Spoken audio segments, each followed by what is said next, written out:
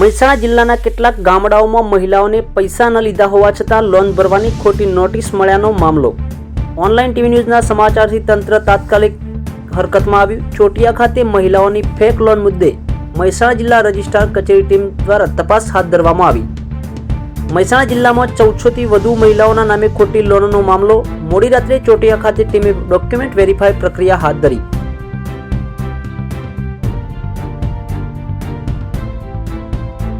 જિલ્લા registrar કચેરીથી auditor દીપક જોશી અને કિરીટભાઈ પરમાર સહિતની ટીમ દ્વારા કાર્યવાહી હાથ ધરવામાં આવી. ચોટિયા ગામના 40થી વધુ લોકો ગઈકાલે કડી તાલુકાના નંદસણ ખાતે આવેલી બ્રાન્ચની મુલાકાત લઈ આ ફ્રોડ કઈ રીતે થયું તે બાબતે માહિતી માંગી હતી. મહિલાઓની લોન બાબતે ચકાસણી થતાં અભણ મહિલાઓના ફોર્મમાં ખોટી સહીઓ કરાઈ હોવાની ચર્ચા ટોક ઓફ ધ ટાઉન બની. જિલ્લા રજિસ્ટ્રારની ટીમે મહિલાઓના સહીના નમૂના સહિત અંગૂઠા છાપ મહિલાઓના અંગૂઠા લઈને તપાસ હાથ ધરી છે. સમગ્ર વિગતો ઓનલાઈન ટીવી ન્યૂઝમાં પ્રસારિત થતા તાત્કાલિક ધોરણે જિલ્લા રજિસ્ટ્રાર કચેરીના અધિકારીઓએ તપાસ હાથ ધરી. નોરતોલ સહિત અન્ય ગામડાઓમાં પણ આ રીતે મહિલાઓના નામે પૈસા લીધાની નોટિસો મુદ્દે લડતના મંડાણ. મહેસાણા જિલ્લા પોલીસ વડા આ બાબતે આ કેસમાં ભેજાબાજુની તપાસ કરી જેલ હવાલે કરી તેવી સમગ્ર વિસ્તારમાં માંગ ઉઠી છે. વધુ સમાચારોની અપડેટ્સ માટે જોતા રહો online TV news. Cameraman Mukesh Raval સાથે સુરેશ ઠાકોર અને ફારૂક મેમણ. યુટ્યુબમાં સબસ્ક્રાઇબ કરો, ફેસબુકમાં ફોલો કરો અને ઇન્સ્ટાગ્રામમાં ફોલો કરવાનું ભૂલશો નહીં.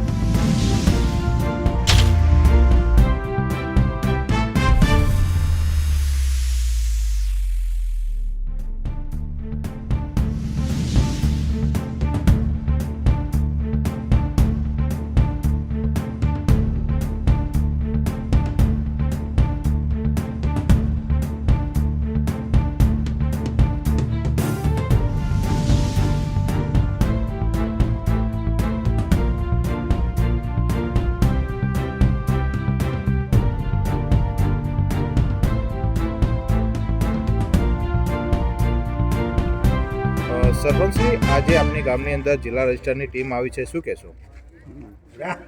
આજે અમે ગઈકાલે નંદાસણ બેંક આવેલી છે આની અમદાવાદ મહિલા સેવા સહકારી બેંક એની વિઝિટ કરેલી અને ત્યાંથી અમને એવું જાણવા મળેલું કે ભાઈ એની સામે પોલીસ કેસ દાખલ કર્યો છે બેંકે.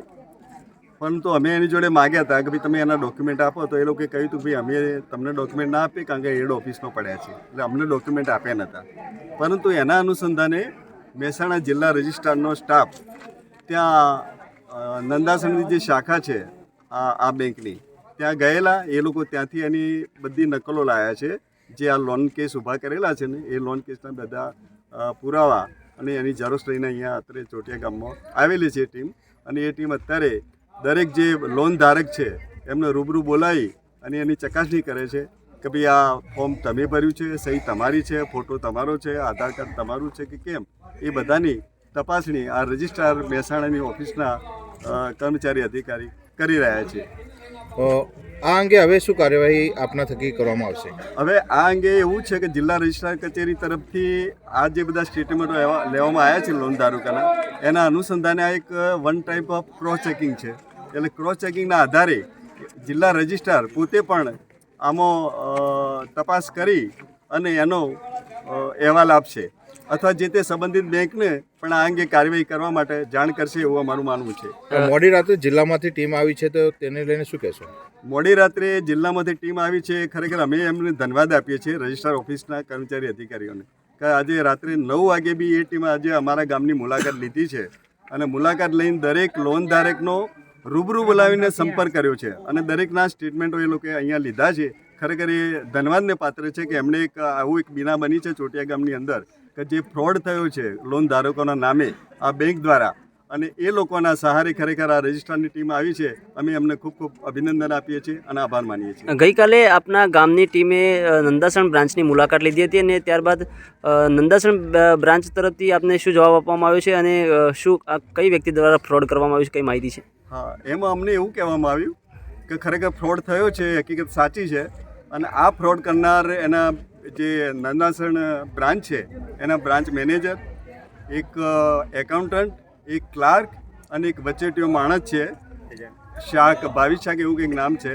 આ 4 જણાએ ભેગા મળીને આખો ફ્રોડ કર્યો છે અને બેંકે પણ આ બાબતે પોલીસ ફરિયાદ નોંધાયેલી છે.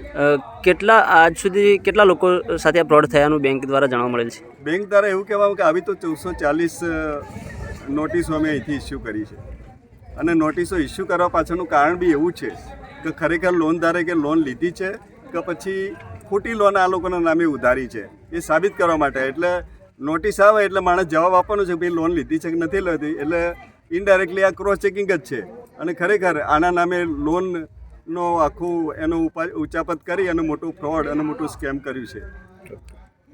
ગામ ચોટિયા મહિલા સેવા સહકારી બેંક ધંધાસણ શાખામાંથી ચોટિયા ગામે નોટિસ મળેલી મારી પત્નીના નામે. તેમાં લોન દર્શાવેલી કે 38,144 રૂપિયા. જો તમે 21 દિવસમાં નહીં ભરપાઈ કરો તો તમારું ખાતું ખોટ જાહેર કરવામાં આવશે. મારી પત્ની 30/4/2021ના રોજ દેવલોક પામેલી અને લોન તારીખ બતાવેલી 5/9/2023. તો ત્યારબાદ આપના દ્વારા શું કાર્યવાહી કરવામાં આવી? આપના દ્વારા કાર્યવાહી કરવામાં આવી કે અમે નંદાસણ ગયેલા નંદાસણ હેડ ઓફિસે અને એમને એવું દર્શાવેલું કે નંદાસણ પોલીસ સ્ટેશનમાં અમે ફરિયાદ દાખલ કરેલી છે તેમના અધિકારીઓ એવું. આજે જિલ્લા રજિસ્ટ્રારની ટીમ અહીં ચોટિયા ખાતે મુલાકાત કરી હતી તો તેમના દ્વારા શું તપાસ કરવામાં આવી? જિલ્લા રજિસ્ટ્રારની ટીમ ચોટિયા દ્વારા રાત્રે 9 કલાકે તપાસમાં આવેલી. એમાં એવું કીધું કે પૂરેપૂરા ડોક્યુમેન્ટ જે સહીઓ ફોટા આ બધા ખોટા છે. કોઈ પણ જાતનું કોઈ મેચ થતું છે જ નહીં.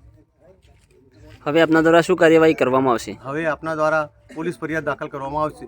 આ જે બ્રાન્ચ દ્વારા લોન આપવામાં આવી છે તે લોનના હપ્તાની ભરપાઈ કરવામાં આવી નથી તો શું આ ભરપાઈ નથી કરી તો આપની સિબિલમાં કઈ જગ્યાએ નડે છે? આ ગામના તમામ લોકો કોઈ પણ જાતની લોન લેવા માટે કોઈ પણ બેંકમાં જાય છે તો સીધી સિબિલ બતાવે છે ખરાબ કે તમારી સિબિલ ખરાબ. એટલે આ ગામના લોકોને એવી માગણી છે કે કોઈ પણ સંજોગોમાં આ લોન ભરપાઈ ન થાય અને સિબિલ સુધરે એવી લોકોની માગણી છે.